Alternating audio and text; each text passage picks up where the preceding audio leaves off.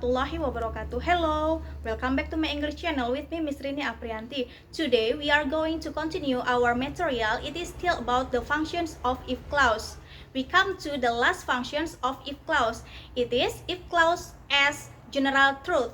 If clause sebagai kebenaran umum. General truth is facts that are always true, events that always happen, how things exist or behave always or permanently. Nah, kebenaran umum ini merupakan fakta yang selalu benar, ya. Kemudian event, kejadian yang selalu terjadi, bagaimana sesuatu itu ada, ataupun perilaku yang selalu dilakukan atau secara permanen. Nah, if clause as general truth ini dia sama dengan conditional sentence tipe 0. Ya, zero conditional sentence is used for general truth, facts, and everyday occurrences. It's not really connected to any particular time.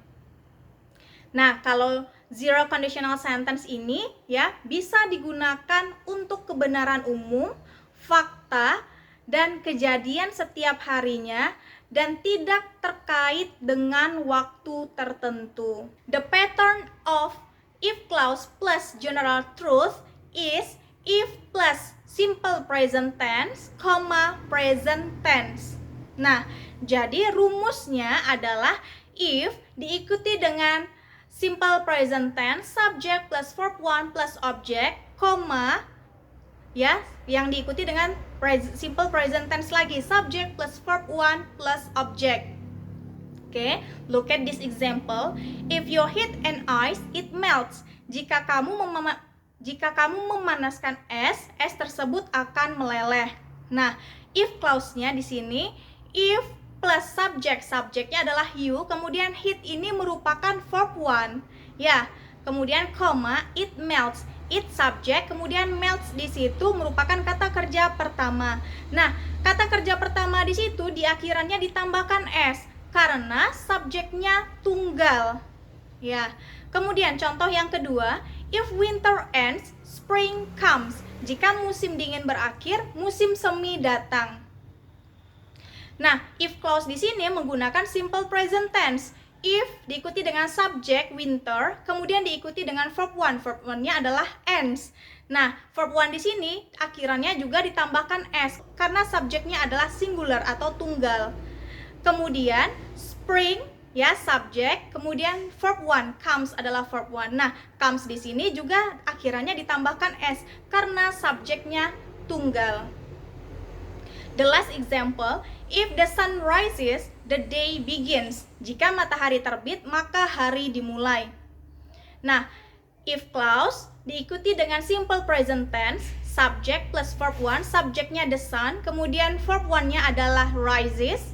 Nah, verb 1 di sini juga akhirannya ditambahkan s karena subjeknya berbentuk tunggal, kemudian diikuti dengan subject the day dan diikuti dengan verb 1 begins. Masih sama ya, di akhirannya ditambahkan s ya.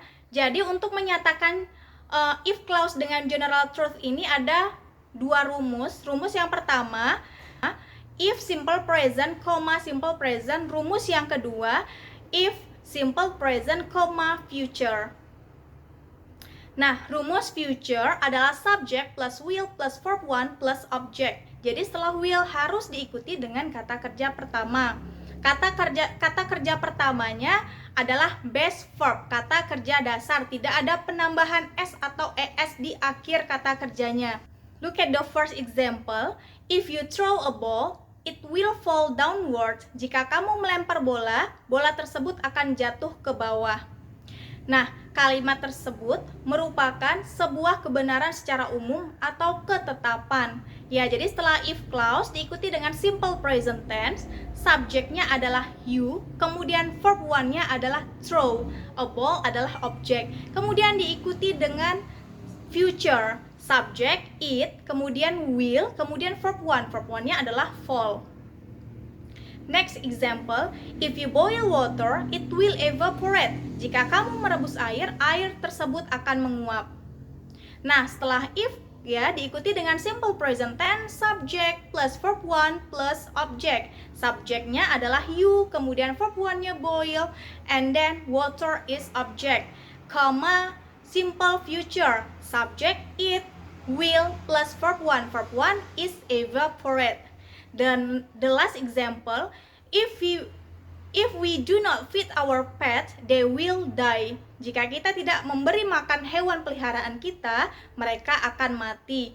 Nah, setelah if diikuti dengan subject, kemudian diikuti dengan simple present tense. Nah, di contoh yang ketiga, kita menggunakan bentuk negatif.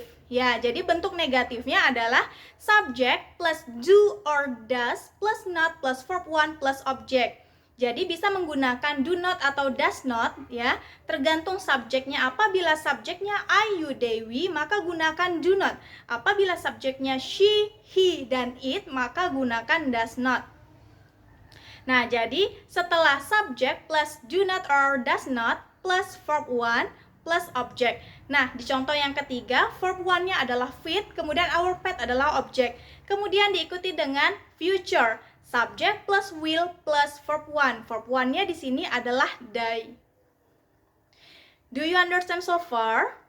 I hope all of you have understood about our material today.